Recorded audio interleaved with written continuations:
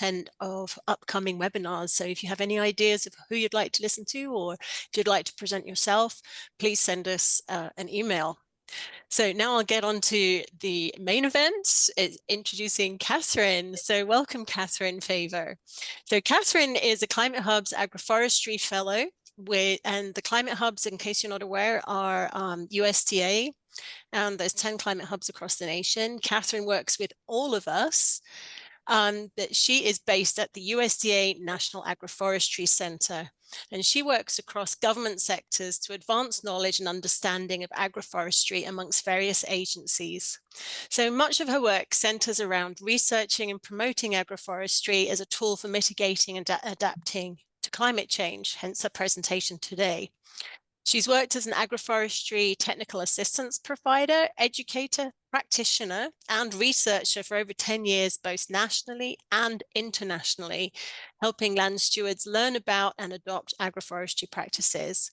She received her master's in agroforestry from the University of Missouri, Columbia, where she researched Argentinian vineyard agroforestry systems. And when she's not working, you can find her farming barefoot in her small backyard agroforestry farm in San Diego, California. So welcome, Katherine. Thank you, Katie. So great to be here. Yeah, so like Katie said, I have the privilege of getting to collaborate both with the USDA National Agroforestry Center and also with all of the USDA Climate Hubs. So that's really great. And I am excited to talk with you today about just why agroforestry matters in a warming world and how we can use it to build resilience on our working lands in the face of a changing climate. So I will just give a quick little bit of background on what the National Agroforestry Center is, or NAC for short. So we're a small but mighty government entity under the USDA. We're a partnership between the Natural Resources Conservation Service, or NRCS, and Forest Service, State, Private, and Tribal Forestry, and also Forest Service Research and Development. And we do a lot of research. We research both the ecosystem services and the social dimensions of agroforestry. And then we also do a lot of science translation work and outreach and education. So we are a national center with nationwide responsibility. Our director, Ann Marsh, is in DC, and we've got staff all over the country. So I, like Katie said, I do live in San Diego. So I'm in a semi-arid environment, and I kind of consider myself an honorary Southwesterner. So I appreciate you letting me be here today. And then, like Katie said, just some background on the USDA Climate Hubs. There are 11 across the country. Well, there are 11 in total, 10 within the US, and there's an international climate hub as well. And the mission of the Climate Hubs is to develop and deliver science-based, region-specific information to agriculture and natural resource managers to enable climate-informed decision-making. So they do a lot of science and data synthesis, and they develop a lot of tools and technologies. So definitely a good resource to know about going forward. All right, so that's a little bit of background just on who I get to work with. And now let's just dive right into today's topic. So again, we're talking about what agroforestry's place in a warming world. Climate change is upon us, and I think all of us by now have probably felt some of its effects, producers especially. And I personally am often left with the question, well, what do we do about it? And I hope this question can start to answer part of I want to do that, but I don't want to, I can't leave the kids. Let's see. But Virginia's like, well, there we go. Okay, so first we're going to talk about how agroforestry can help farmers and ranchers adapt to the effects of climate change. And then we're also going to talk about how agroforestry can even help mitigate climate change. And then we're also going to go through some trends, agroforestry trends in the US and then here in the Southwest, and talk about future directions. Okay, so let's talk about adaptation first and go through some examples of how farms and ranches in the Southwest are using agroforestry to adapt to climate change. And many of the examples I'm going to be using are your own farms, so don't be surprised if you see some of your own pictures up here. Okay, so one of the biggest climate risks here in the Southwest are increasing temperatures, and I'm sure that comes as no surprise to anyone. So let's talk about that one first. And these slides are from Katie Steele, so thank you so much, Katie, for these amazing graphics. Okay, so on average, temperatures have gone up in the past 100 years in the Southwest. So these figures here show the average annual, winter, and summer temperature changes that have already occurred from the period of 2002 to 2021 relative to the period of 1901 to 1960. So we're comparing the early 1900s to the early 2000s. And in that 100-year time period approximately, the average temperature has gone up by around 2 degrees Fahrenheit in much of the Southwest. And 2 degrees might not seem like much, but that actually can have huge effects on plants and animals, on what survives and what doesn't. And 2 degrees is just the average temperature. There is also increased intensity and frequency and duration of extreme heat events, which we'll talk about on the next slide. All right, so these figures show the observed change in the number of hot days, cold days, and warm nights over that same period. Again, we're comparing the early 1900s to the early 2000s. So on the whole, across the continental US, the general trend is that hot days have increased in the West and cold days have increased nearly everywhere. And then also hot nights have increased nearly everywhere and cold days have decreased nearly everywhere. So you can see in this first figure here on the left, the number of hot days, that's days at or above 95 degrees Fahrenheit, the number of hot days has already increased by 5 to 10 days per year since the early 1900s in the Southwest. Moving on to the middle figure, you can see that the number of cold days, which is days at or below 32 degrees, has dropped by more than 10 days per year since the early 1900s. And that really can affect chill hours for various crops. And then here in the last figure on the right, you can see that the number of warm nights has increased by 1 to 5 days per year since the early 1900s. And an important thing to note is that nighttime temperatures are rising faster than daytime temperatures kind of throughout the US. And this is definitely happening now. According to the 2023 Global Climate Report from NOAA, the average temperatures for the months of June to December in 2023 were the hottest on record. So it's definitely here. So those were the observed changes up until now. That is the historical data. This figure here shows projections of what we could experience and where if global emissions continue at the current rate. So the colors on the map show the projected changes in annual surface temperature in the future compared to the present day under an average global warming level of 3.6 degrees Fahrenheit above pre-industrial levels. So what this means is that if global warming across the world gets up to 3.6 degrees Fahrenheit above pre-industrial levels, here are the temperature changes we could expect in different regions of the US. So you can see here in the Southwest, it's projected that temperatures will get to be 4 to 6 degrees hotter than present day temperatures. So already hot and projected to get hotter. So clearly heat is a risk that we're already experiencing and that we might have to prepare for even more in the coming years. And producers and farmers more than anyone really, really feel this, as crop yield and quality can really suffer with high heat. Above just 95 degrees Fahrenheit, most agricultural crops do see a reduced rate of photosynthesis due to heat stress. What happens at high temperatures is that the stomata close, which slows down the rate of photosynthesis.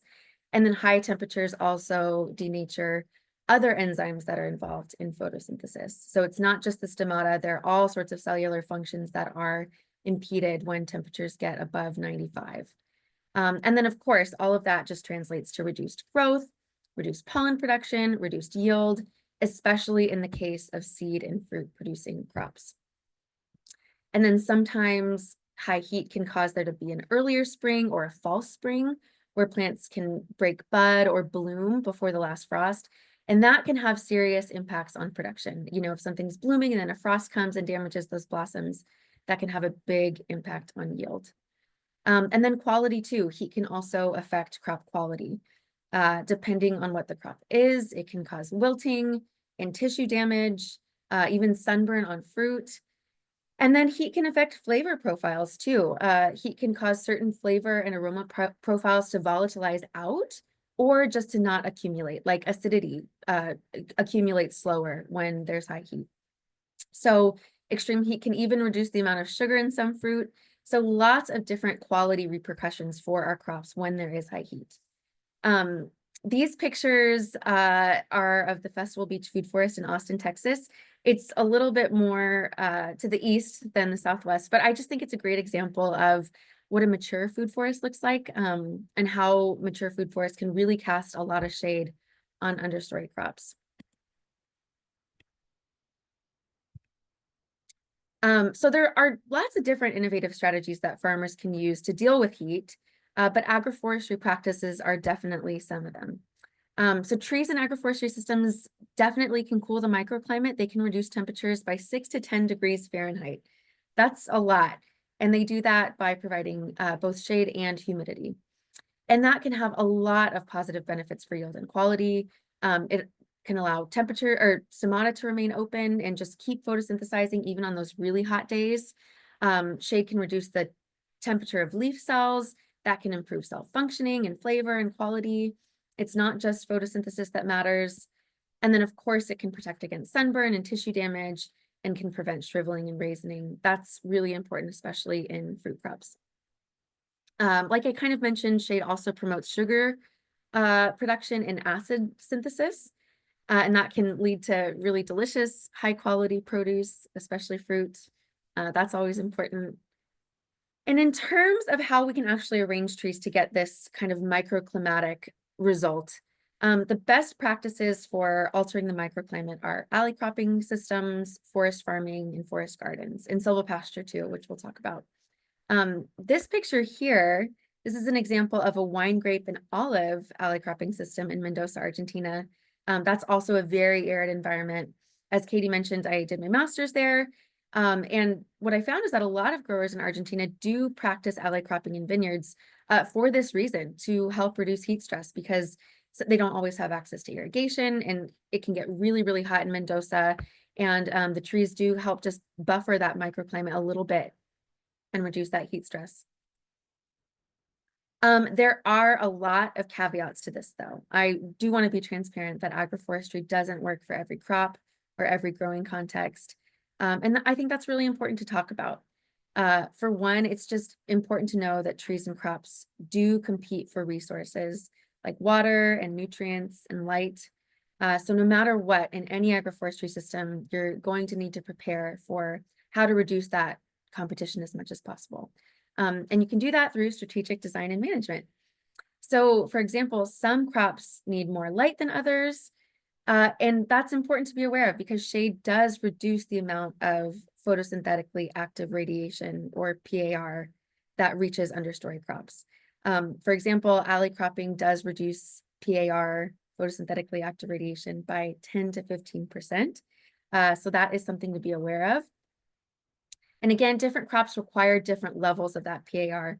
So you wouldn't want to pair a crop that needs a lot of sun with a tree that gives a lot of shade. But what you could do, you could choose trees that let through more light, or you could choose understory crops that need less light. So design is one solution. You can also alter the spacing and the orientation of trees to affect how much light reaches the understory. We could have a whole webinar just about orientation. So I won't get too deep into that now, but yeah, important to know that you can design your system to allow more or less light to reach the understory. You can also coppice and prune your trees to affect how much light comes through. So there is a lot that you can do to reduce competition for light, but even so, some competition is just gonna occur. And that does mean that agroforestry might not be appropriate for every growing context. But the interesting thing with preparing for climate change is that if temperatures are regularly above 95 degrees, the plant is already going to be photosynthesizing less because of heat stress. So in the context of really, really hot environments, agroforestry can be helpful. It can actually increase the rate of photosynthesis despite those reductions in PAR. So it's really, there's no right or wrong answer about whether agroforestry is going to be appropriate in any given context, but the rule of thumb is that in places where it gets to be over 95 degrees regularly, crops might benefit more from practices like alley cropping. And in places where heat stress is less of an issue, it might be less worth it, unless you can really figure out your design and management strategies. So there are totally pros and cons. I always say it's up to each practitioner to weigh those pros and cons and really, work hard to design a system that makes sense. And then also just worth mentioning that having multiple crops in a single system, it's inherently more complicated. Management's going to be more complex, and that's something to plan for. I want to show you these pictures here. These are pictures of a few agroforestry systems that have been designed well to factor in that competition for light that we were talking about. So this photo below is a picture of the Arco-Santee Food Forest from Jim Allen. So thank you, Jim, for sharing. And in this picture, you can see that trees are paired with a squash. And squash is an understory crop that tends to be able to tolerate a little bit more shade. And this picture up top, that is an avocado and coffee system in California. I know it's more Western than Southwestern, but I just thought it was a really great example. Coffee is a plant that can tolerate high levels of shade, and it also really likes having the wind protection from avocados. So this is an example of an agroforestry system that's been designed really, really well so that both the tree and the understory crop, which in this case is also a tree or shrub, but in which both crops are benefiting. All right, so increased temperatures, they don't just impact crops. Increased temperatures also can really impact livestock. So again, crops tend to start experiencing heat stress around 95 degrees Fahrenheit, but many livestock animals start to experience heat stress around just 77 degrees. And that is not high. It's already been hotter than that here in San Diego this winter. So that is really important to plan for. And heat stress, it can have big impacts on production. It can result in reduced feed intake, slower weight gain, lower milk production, reduced breeding effectiveness, and then even death in extreme cases, especially in younger animals. So this picture here is from Castle Valley Creamery in Utah. This was on the tour at the Swan Conference a few years ago. And you can see how happy these cute little goats are to have shade. Silvopasture really can help provide a lot of shade and stress relief for livestock. The result of this stress relief is that we tend to see improved weight gain. Some studies have seen weight gains of up to 1.25 pounds more per day in the summer. That was a study done on cattle. So yeah, faster weight gain, that's great for production.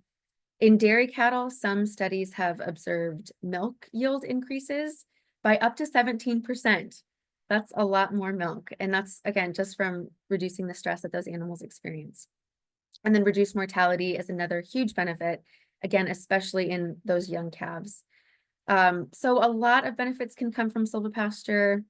This picture here, this is an almond orchard in California's Central Valley, and it's got sheep rotating under it. So the trees provide shade to the sheep, and then the sheep provide a grazing benefit to the orchard. So kind of a symbiotic relationship there. And this photo is from Strategy Research Science. So again, I want to talk about challenges because that's important too. There definitely are challenges associated with implementing silvopasture. Again, managing trees and forage and livestock is just going to be more complicated than managing just one thing. And competition, forage and trees are going to compete for resources like water, nutrients, and light. Mature trees really can impact the forage growth. So oftentimes what growers do is they have an open pasture in addition to a silvopasture pasture, and they rotate animals between. So on the really hot days, they'll put the animals in the silvopasture. Even on the really cold days too, they'll put animals in the silvopasture because silvopasture can also protect against extreme cold. And then during other times of the year, they might rotate animals in the open pasture. So yeah, in the Census of Ag, we actually found that most silvopasture producers in the US do have more than one parcel. So that's one strategy for dealing with that competition. Another thing to note is that rotational grazing is a really important component of any silvopasture system. It's not best practice to just let animals out. It's really important to, as much as possible, practice holistic management principles. And that can be more time intensive to have to move your livestock through different paddocks regularly.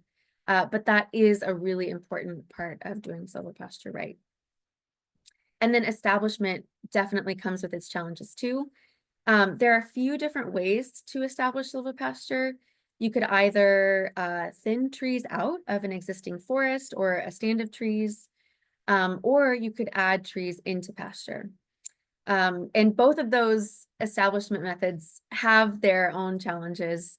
If you're thinning a forest, the equipment to do that can be expensive. It can be challenging to operate if you're not familiar with it. A lot of people do hire out contractors to do that, but it can be expensive. And then if you are planting trees into pasture, it's important to remember that animals will trample those trees unless you exclude the animals for the first few years. So you can put up fencing to protect the trees, or you can exclude animals entirely. But that's important to know. Depending on the tree, you might have to protect trees from livestock for up to 10 years. Oftentimes it's not that much, but if you've got a slow growing tree, could take 10 years. So that is a challenge. And that can make silvopasture have high upfront costs with lots of years until you break even. Another challenge is that if the trees produce food that humans will eat, it might be necessary to exclude livestock from the area at certain times of the year. For example, this is a picture of sheep that are in a walnut orchard. This is near Davis, California. And so, you know, walnuts are a food that humans eat. So in cases like that, sheep or the animal might need to be excluded 90 to 100 days before harvest. And that's just to prevent contamination. It's a food safety suggestion. If the farm is organic, it's a requirement. And even if the farm isn't organic, it's highly recommended. And then, you know, even if livestock are rotated through a forest or a timber stand, they might need to be excluded during harvest or during really wet times of the year to prevent compaction to tree roots. So, you know, that's something to be aware of. It can be a challenge to find other places for livestock during those periods of necessary exclusion. So just something to keep in mind. But again, it's one of those things that it might be really worth it to have a silvopasture paddock in places where heat is a big factor. Okay, so that was extreme heat. But there are lots of other climate risks that are also projected to affect the Southwest. Some of the big ones have to do with changes in precipitation. So both drought, but also periods of extreme precipitation. So let's talk about drought first. It's the one we're probably all most familiar with. I am definitely feeling that now. San Diego, it's the driest winter in 173 years, and we are on fire watch in January, which is wild. So talking about this feels very real for me at this moment. But this map here, these different figures, they show the change in average annual, winter, and summer precipitation from the period of 2002 to 2021 compared to the period from 1901 to 1960. So again, we're talking about that same time period that we were in the last few slides. We're comparing precipitation in the early 1900s to precipitation in the early 2000s. And on average, in the past 100 years, annual precipitation in the Southwest has decreased by 10 to 15%. In the winter, precipitation has varied a lot. It's actually gone up in some places and gone down in others, but summer precipitation has decreased by 10 to 15% in many places in the Southwest. So water scarcity is a big risk here, which we all already know. This map here, this shows the total change in drought conditions across the US based off of something called the Standardized Precipitation Evapotranspiration Index. So that's a mouthful. The Standardized Precipitation Evapotranspiration Index is an index that looks at the difference between incoming precipitation and the water that is lost to evapotranspiration. So that gives us kind of a useful proxy indicator for soil moisture conditions. Basically, we're comparing evaporative demand to our current water availability. And you can see here that from the period of 1900 to 2022, many parts of Utah, Arizona, and New Mexico have become significantly drier, and then a little bit of Colorado too, but mostly it's Utah, Arizona, and New Mexico. We've gotten a lot drier over the past 100 years. Oops. And snowpack is also changing. So declines in snowpack in the West over the last century have mostly been driven by warming temperatures. That's caused smaller snowpack volumes, higher elevation snow lines, and also earlier snowmelt. So in this figure here, you can see that from 1955 to 2022, April snowpack in the Southwest declined at 93% of the sites measured. And the average change across all sites amounted to about a 23% decline. So that's quite a bit. And then in this figure, figure B here on the left, that shows the timing of peak snowpack. So from 1982 to 2021, about 84% of sites in the West have seen a shift towards earlier peak snowpack, especially in Colorado, New Mexico, and Utah. Across all of the stations measured, peak snowpack was earlier by an average of about 8 days since 1982. And then here on the right, figure C shows the change in the snowpack season length. So the total number of days that there's snowpack in 2021 compared to 1982. So snowpack season length has declined by 10 to even up to 40 days in places in the Southwest. And that is important for a few reasons. One, a decrease in snowpack can, of course, mean a decrease in water that's available for irrigation. And then also reduced snow cover reduces the albedo, or the reflectivity of the land surface. So what that means, snow is white and it reflects a lot of solar radiation back out into the atmosphere. But when there's less snow, less solar radiation gets reflected back out into that stratosphere, more gets absorbed by the earth. And this just causes a positive feedback cycle that can further increase solar radiation absorption. It can further increase warming, and it can cause even more snowmelt. So it's just one of those spirals downward that we have to be aware of. So clearly, water scarcity is a big problem for farms and ranches here in the Southwest. Water stress in plants obviously reduces yield, so farmers either have to apply more water, which can be expensive, or accept yield and quality losses.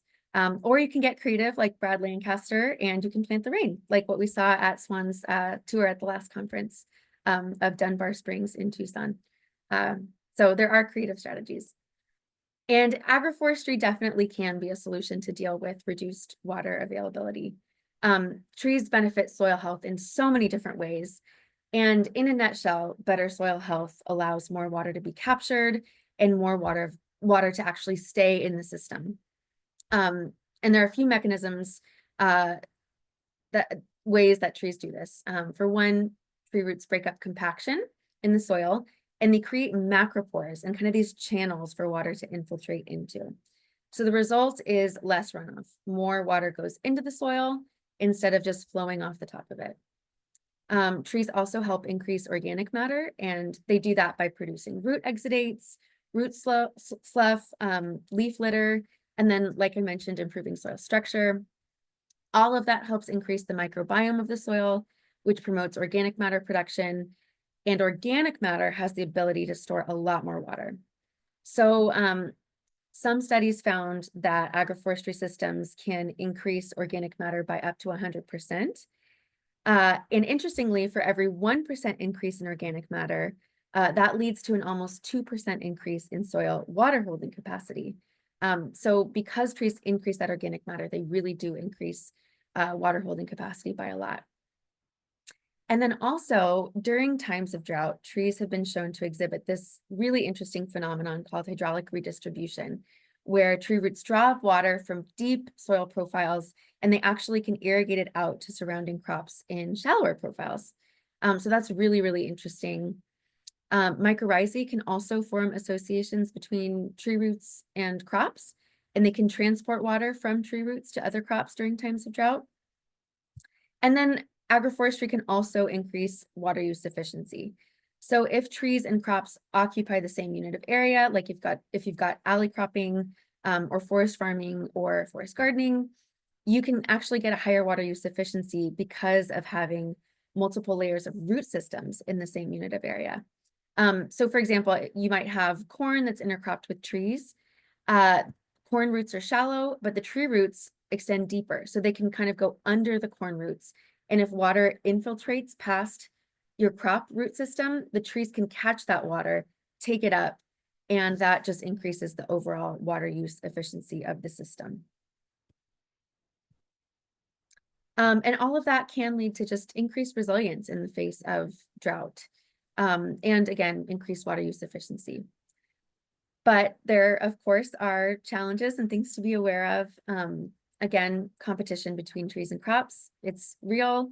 And it is hard to know when trees are going to be competing with your crops for water and when they'll be giving your crops water. We do need to do more research in this area. Hydraulic redistribution, it's complicated and there's a lot more that needs to be studied. And agroforestry can promote higher water use efficiency. So individual crops might use less water each, but the total water applied to the system does tend to go up. Trees use a lot of water. And so that's important to note that in areas where there really just isn't any water available, agroforestry might not be the best option. Or, in other cases, it might be a matter of how you design your system. Oftentimes, maybe you need to just space your trees further out apart in really dry areas to minimize competition. Native trees, of course, tend to be better than non-natives. For example, this is a picture of a mesquite silvopasture system in Texas. And mesquite is an example of a native that really thrives well in dry environments. So that's an example of a tree that would be fine, but you might not want to plant an almond in really, really dry areas. So I really think, it depends. It always is going to depend. And that's kind of the name of the game when you're talking about agroforestry in arid environments. Okay, so that is a little bit about how agroforestry can be used to adapt to limited water conditions. But another climate risk here in the Southwest that we're experiencing more and more is that it's tending to rain less, but when it does rain, the trend is that more precipitation is falling at once. So this map here shows the observed changes in rainfall falling on the top 1% rainiest of days. So if you were to take the top 1% rainiest of days, on those rainiest days, precipitation has gone up significantly. So since 1958, precipitation amount has gone up by 17% in the Southwest on those top 1% rainiest of days. So it's heavier rainfall happening all at once instead of being spread out. And that can lead to soil saturation and waterlogging, flooding, stream bank destabilization, and erosion as well. So a lot of extremes happening here in the Southwest. But luckily, agroforestry can address those extreme rain events too. So like we talked about, tree roots penetrate the soil, and that allows for a lot more water infiltration and less runoff. Vegetation and surface leaf litter reduce raindrop impact too, which also helps keep soil fluffy and again allows more water infiltration. If you plant trees along the contour of the land, like in this picture here at the bottom, they can slow runoff and prevent erosion even more. And then trees also can withstand extreme precipitation better than a lot of other annual crops that might just get washed away with heavy rain events. This picture here on the right, it's hard to see the little trees, but that's drip irrigation that is watering a newly planted riparian forest buffer. So you can kind of see the little spurts of green. The plants are really tiny, but eventually they'll grow up and they will help stabilize this stream bank. This stream bank is in a flood zone, so even though it looks really, really dry right now, eventually it will rise, and the plants here will really help to stabilize that soil and prevent extreme flooding. Of course, there are limitations to be aware of with this one too. At NAC, we get a lot of questions about agroforestry's potential to mitigate floods. And that's a complicated one because agroforestry alone, it can't do much in the face of a flood. It's just too big of an issue, and no amount of trees can prevent a flood entirely. But there are some very specific designs of riparian forest buffers that can be employed to somewhat control where flows of water go in certain situations. It's never going to stop a flood, but again, you can kind of control where water goes. So this graphic here, this is from our conservation buffers guide, and that goes into a lot of detail about how to actually design buffers to be able to slightly move water in a floodplain. But it's important to be transparent. This is not a solution for every context. The design is really, really critical. It's not going to work every time. So that's just important to be aware of. Agroforestry is not going to stop a flood. But again, trees might be an appropriate use, land use in a floodplain. This picture at the top is of a forest garden that's being planted in a floodplain in Austin, Texas. So because you can't build in a floodplain and because you can't necessarily plant a lot of annual crops, trees are a really good option for floodplains. So that's extreme water, extreme drought, and extreme precipitation. And there are a few other effects of climate change that I want to talk about before we move on to mitigation. Number one, climate change is expected to increase pest and disease pressure. So changes in temperature patterns can affect the range where pests thrive. So that means that growers might be dealing with new pests that they haven't seen before. And then longer growing seasons and fewer freezes can mean higher populations of pests. Pests might be able to replicate more in a given year than they might otherwise. Normally, cold temperatures and freezes interrupt pest mating cycles, but without that interruption, they can proliferate a lot more. And that is definitely a challenge that can result in either yield and quality reductions or farmers having to apply more pesticides. And that can be expensive and also energy intensive to produce. Agroforestry is one strategy to naturally increase beneficial insects and mites and birds and bats, which can effectively control pests in a lot of systems. And bats especially are really good at this. Also, interestingly, bacterial and viral disease spread can be slowed when there's diversity in a system. And that's because of something called the dilution effect. And so that's just basically where insect vectors that transmit diseases are less likely to land continuously on the same plant tissue when you don't have a monoculture, and they're therefore less likely to spread disease.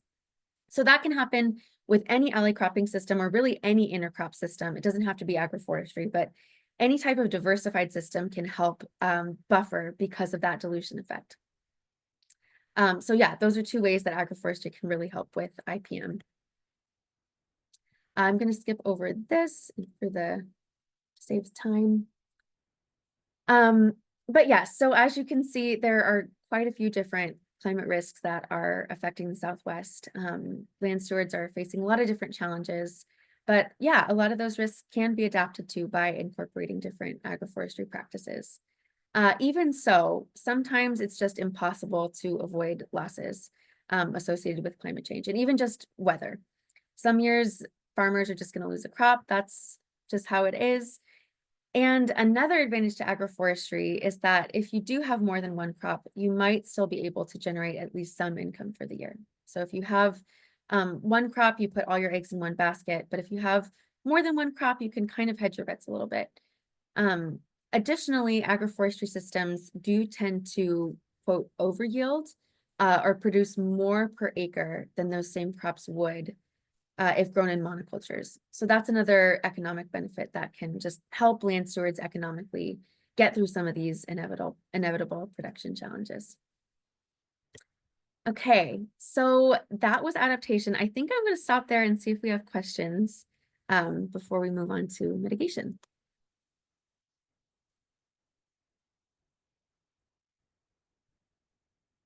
I wonder, let's see.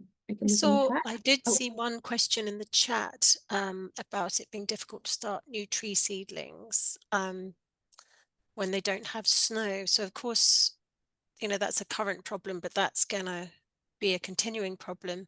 I don't know if that's a question you want to answer here or maybe go offline with.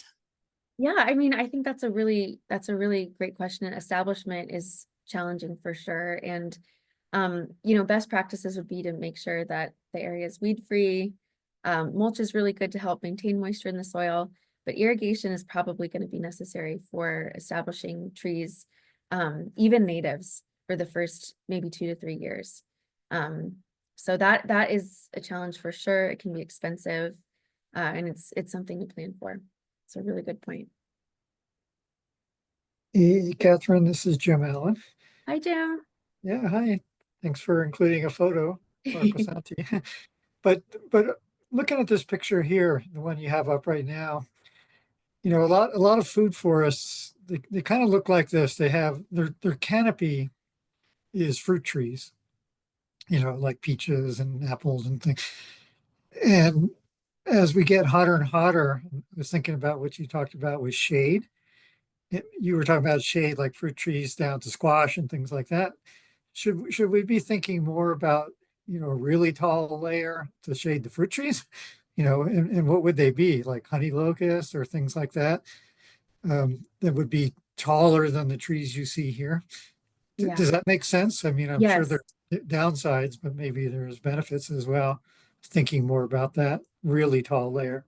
Yeah, that's a great point. We're seeing that a lot in California too, where avocados, which have been the overstory for coffee, avocados are needing additional shade too. And so that is one thing we're looking into. Okay, what could be taller and really, really provide protection for our cash crop layer? So that's a really good point. And I think a lot more research needs to be done in that area. I think tall natives are like a great choice for that overstory layer. But I do think that that's a good research question. I think there are some research gaps on that topic. Yeah, does that answer the question?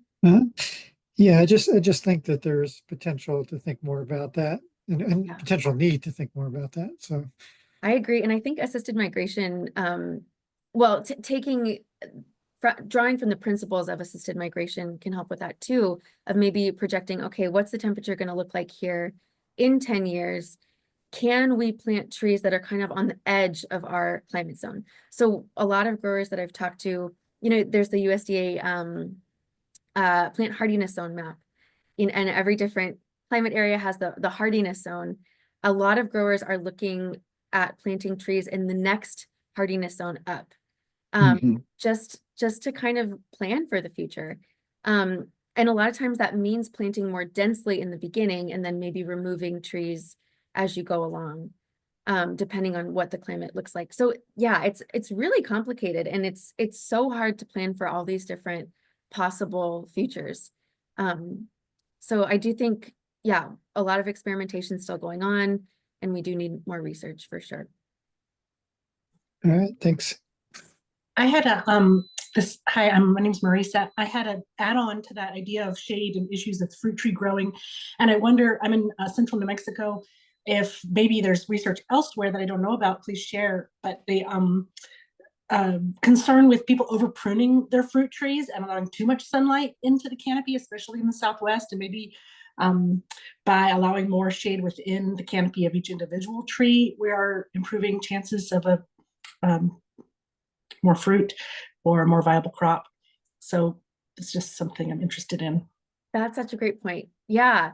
Yeah. In grape growing, that's really common, is just adjusting like the trellis system and allowing the canopy of the grapevine itself to provide more shade to the fruit. So you could totally do the same thing with trees with how you prune. That's a really, really good point.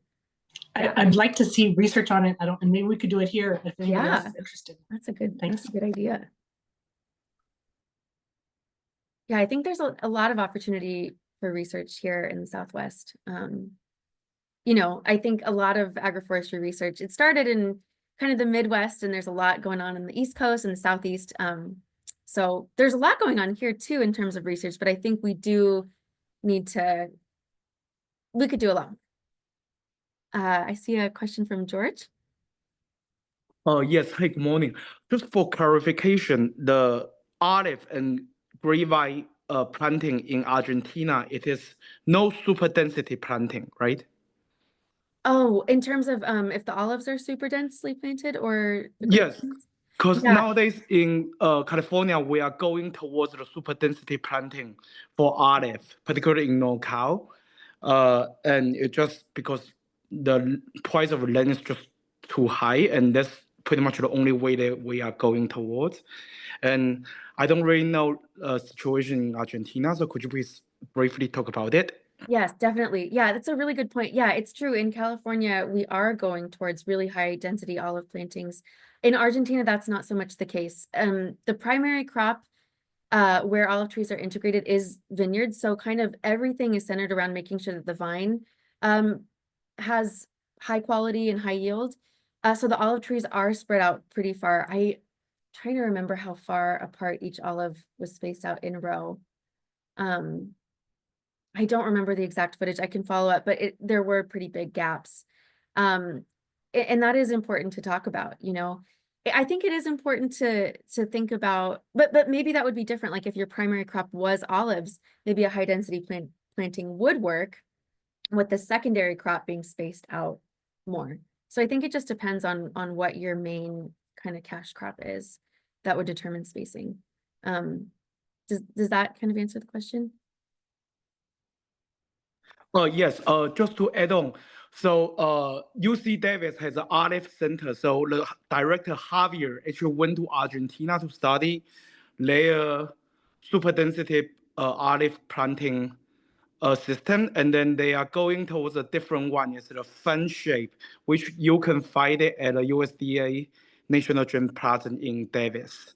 Okay. But I was really surprised that so you show us the picture, they are going towards the traditional planting. Yeah, I know, it is really interesting. Yeah. And you know, I also would say again, like that system works in Argentina because heat stress is such a big issue. And in a lot of places where olives are grown, heat stress isn't that big of an issue. And where grapevines are grown. So, you know, that was appropriate because those vines were regularly experiencing temperatures above 95 degrees. But yeah, I always like to say it's not appropriate everywhere. So good to be aware of.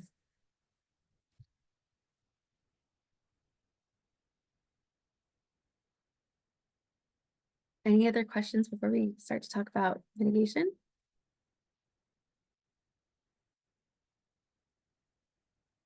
Okay, we can start again. And Katie, how long do I have to talk about this next part? I would say as long as you need. Okay. Great. Okay. So we've talked about how agroforestry can help farms adapt to some of those climate change risks. And now let's talk about mitigation.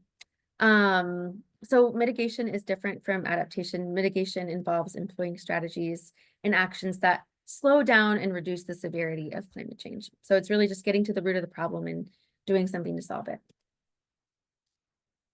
And climate change mitigation on farms can happen through two main pathways. One, by reducing the greenhouse gas emissions associated with production, and then two, by sequestering carbon dioxide from the atmosphere. So this picture here is just a snapshot from NRCS's Climate Smart Agriculture and Forestry Mitigation Activities list. Many of you are familiar with this list. It's a list of all the NRCS conservation practices that have been identified as having the potential to help mitigate climate change. And interestingly, all agroforestry practices are on this list. So silvopasture, alley cropping, windbreaks, hedgerows, forest farming, riparian forest buffers. I don't know if I'm forgetting one, but all of those are on this list. But that being said, we still have a lot of research to do to quantify exactly how much agroforestry practices could mitigate climate change. So there are no concrete numbers yet, but it is likely that agroforestry practices do help mitigate climate change. And that's for a number of reasons. Let's talk about the carbon sequestration pathway first. So of course, all plants sequester carbon through the process of photosynthesis, but woody perennials in particular are especially good at sequestering carbon because that carbon gets stored both below ground in the form of organic matter, and then also above ground in the form of woody biomass. So they are able to store more carbon overall. And then also trees, because of their deep root systems, tend to allocate more carbon below ground to deeper soil profiles. And when that carbon is deeper underground, it's protected a little bit more from biotic and abiotic losses. So it's less likely to quickly volatilize back into the atmosphere. And then recent research has also shown that microbes that live in tree bark are effective at absorbing methane. Fascinating. Which makes trees on the whole about 10% more beneficial for climate change mitigation than we thought previously. So that's some interesting new research. However, there's also a little bit of some sad new research new research has shown that some of this benefit is offset by the albedo effect. We kind of talked about the albedo effect before. Because trees and their canopies are dark, they absorb solar radiation rather than reflecting it back out to the atmosphere. And so that can cause a worse greenhouse gas effect. The net benefit is still there for sure, but that albedo effect does offset the climate change mitigation benefit that trees have by up to 50% in some cases. So it's important to think about. Still, though, there is a net benefit, just a little bit less than what was thought previously. And then agroforestry, depending on how it is designed and implemented, can also help mitigate climate change by just reducing emissions. And it can do this primarily just by helping maximize the resources that already exist on a farm, kind of creating closed loop systems to reduce reliance on energy intensive inputs. Pesticides and herbicides and fertilizers all require energy to both produce and then apply, and agroforestry can help reduce reliance on those inputs. Agroforestry can also help reduce erosion, like we talked about. And by reducing erosion, more carbon just stays in the soil. A lot of topsoil is made of carbon. And so if you keep that topsoil in place, you're able to keep more carbon in the system. And then you can also produce more per acre when you're utilizing your vertical space. We kind of talked about that, how agroforestry systems tend to overyield. They have a better land equivalent ratio. And we could do a whole other webinar on that too. And I have resources that I can send if anyone wants to learn more about this in particular. But on the whole, you can produce more per acre when you're utilizing vertical space. And that increased production efficiency can also mean reduced emissions. So that's mitigation. Clearly, you know, agroforestry, I think, is needed in a warming world. It can help farms and ranches adapt to the effects of climate change and also mitigate it. But there is a lot of opportunity to get more agroforestry on the ground. So where can we go from here? How do we get more agroforestry on the ground? And I think to answer some of that question, it's helpful to talk about some of the recent agroforestry trends, both nationally and then here in the Southwest. So the last census of agriculture was from 2022. That's the most recent census of agriculture. And it has some data on agroforestry use. And what the census found is that in the US, there are over 32,000 farms that have at least one agroforestry practice in place. And to put that into perspective, that's actually almost double the number of organic farms in the country. So there are about 17,000 organic farms in the country and 32,000 agroforestry farms. So really there are a lot of people who are doing agroforestry. And that number is even likely an undercount for a few reasons. One, a lot of people are doing agroforestry, but just aren't calling it that. Terminology is a big barrier to how we're counting this. And then two, a lot of producers are excluded from the census. So if a producer sells less than $1,000 a year, they aren't counted. We know that there's a lot of small scale agroforestry happening. And so that isn't being captured in this data. And then also forest landowners who might be doing forest farming and even forest grazing, they might not always be counted since their primary land use is forest. So this 32,000 number, it's a big number, and also that is the minimum. So there's likely a lot more. And there are a few interesting trends in the US that NAC found when we analyzed this census data. For one, we found that farms of all sizes and types are using agroforestry. It's not just small farms, it's not just big farms. A lot of farmers seem to be interested in agroforestry for what we talked about today, for its risk aversion benefits and because of the climate adaptation benefits. And then also because of the economic benefits. Just having that diversity helps just avert risk a little bit. And then, you know, another reason for more agroforestry being adopted is that there's been a lot of support within USDA. USDA has put agroforestry practices on that climate smart agriculture and forestry practices list that I mentioned previously. And then during the Biden-Harris administration, $3 billion were put into a project called the Partnerships for Climate Smart Commodities Project. And a lot of those different projects, sub-projects, are focusing on agroforestry. So there's a lot of momentum happening within USDA and then just among farmers. So that's really exciting. Just some more reasons for a lot of agroforestry practices. We were in the kind of innovator stage for a while, where just people who are really wanting to experiment were practicing it. But we've kind of reached this threshold where it's gained sufficient credibility, where a lot of farmers are familiar with the term agroforestry. So it's a little bit less risky to just adopt this brand new thing. It's just becoming a little bit more familiar for a lot of people. And another reason for the increase is that there are a lot of farmer networks and working groups like SWAN who are working on agroforestry. SWAN has done so much work, and that has probably really significantly increased the amount of agroforestry here in the Southwest. Again, there's more increased awareness about terminology. Lots of farmers are now familiar with the terms alley cropping, silvopasture, windbreaks, so they are more likely probably to respond yes to a census question that uses that terminology. And then also, like I mentioned, there's more availability of funding to implement agroforestry for producers who are interested. There are a lot of grants out there, a lot of USDA support. Okay, so again, in the US as a whole, there are now around 32,000 farms employing agroforestry, but let's focus on the region where SWAN works, this Four Corners region. So here, there are 597 farms that reported using at least one agroforestry practice. So it's not nothing, but it is lower than other regions. But again, I think some of the reason for that is that there is a lot of small scale agroforestry here in the Southwest, and those farms unfortunately just don't get counted in the census. So 597 counted, but likely a lot more than that.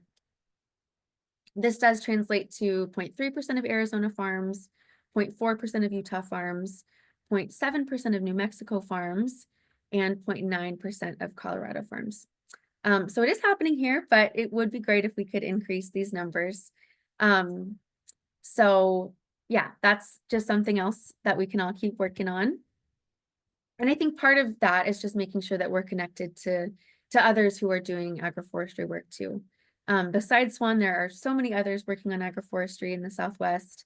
There are more than 5 educational institutions that are doing active agroforestry research in the region. Like we talked about, we have so many other research questions that could be studied. So opportunity for a lot more research, but a lot of good research is already happening. NAC, the National Agroforestry Center, we do work here, and we recently funded one project here. We've got a few staff members in Colorado too, which is exciting. There are 8 partnerships for climate smart commodities projects working on agroforestry in the Southwest. So a lot of farmers can get involved with those, and I can share resources on that if anyone's interested. There are, SARE is really active here. There are 3 funded agroforestry projects from SARE here in the Southwest, but room for more. SARE has grants that they put out all the time, so lots of opportunity there. And then at least 12 nonprofits are working actively on agroforestry in the Southwest. And then lots of local governments and municipalities too. And then lots of individuals. And then of course, SWAN is doing incredible work. So we, a lot of different great agroforestry work going on. And many of you are the people who are on this list doing this work. So I just want to leave you with that. I think that we do need agroforestry in this warming world, and we need all of us. So I really hope we can just keep learning from each other and working together. And I am here if anyone has any questions. This is my email, and you can always just reach out to me. I'm happy to provide all sorts of resources. Okay, I'll stop there.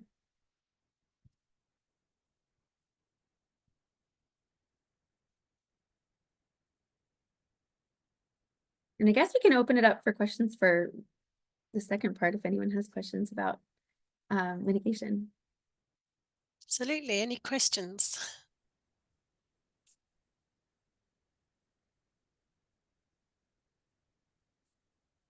I see a few hands applauding you, Katherine. It was an excellent presentation. Thank you.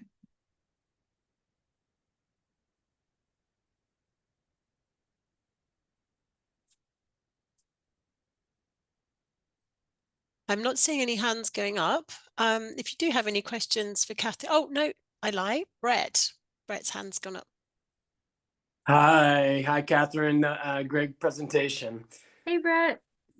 Hi, I got a cold, so excuse me. You mentioned there was one slide that showed sort of a scheme for, some moderate flood control, mitigation in a riparian zone. And you said that you guys, I believe you said something about you having some sort of a manual on that theme. Yes. Could you put that in the chat, or? Yeah. That'd be great. Yeah, that's a great question. Yeah, so we have our conservation buffers guide. We are actually updating it now too, so a new version is going to come out.